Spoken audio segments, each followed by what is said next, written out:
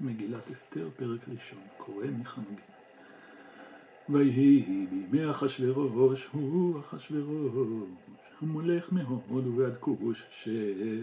27 מדינה, בימים ההם כשבט המלך אחשוורוש, על כיסא מלכותו אשר בשושן הבירה,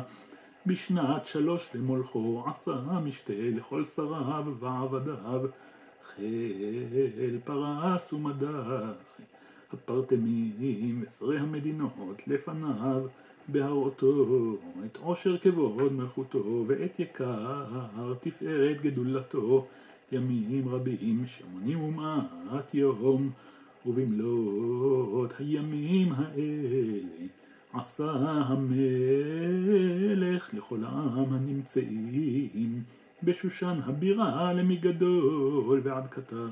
משתה 7 ימים בחצר גינת ביתן המלך, חור כרפס ותכלת, אחוז בחבלי בוץ וארגמן, על גלילי כסף ועמודי 6 מיטות זהב וכסף,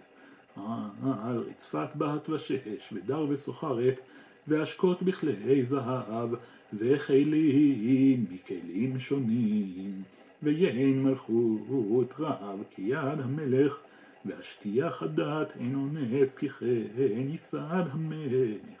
על כל רב ביתו לעשות כרצון איש ואיש, גם ושתי המלכה עשתה משתי נשים בית המלכות אשר למלך אחשוורוש, ביום השביעי כטוב לב המלך ביין, אמר למומן ביזתה חרבונה בגתה ובגתה זתר וחרקה 17 ריסים המשרתים את פני המלך אחשוורוש, להביא את ושתי המלכה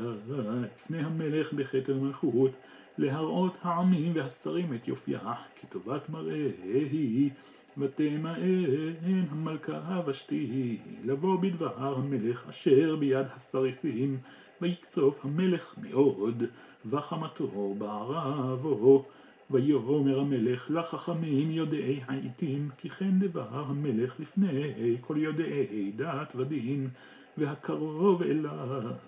קרשנה שתר אדמת התרשיש, מרס מרסנה ממוכן, 7 שרי פרס ומדי, רואי פני המלך היושבים ראשונה במלכות, כדת מה לעשו במלכה ושתי, על אשר לא עשתה את מאמר המלך אחשוורוש ביד הסריסים,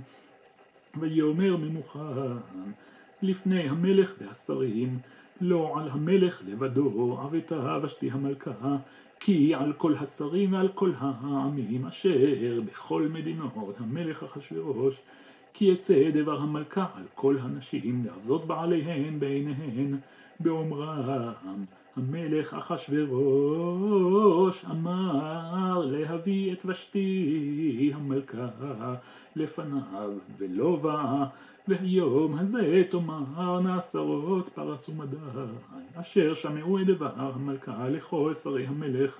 וכדאי ביזיון וקצף, אם על המלך טוב יצא דבר מלכות לפניו, ויקטב בדתי פרס ומדי ולא יעבור, אשר לא תבוא ושתי לפני המלך אחשוורוש, ומלכותה ייתן המלך לראותה הטובה ממנה, ונשמע פתגם המלך אשר יעשה בכל מלכותו, כי רבה היא, וכל הנשים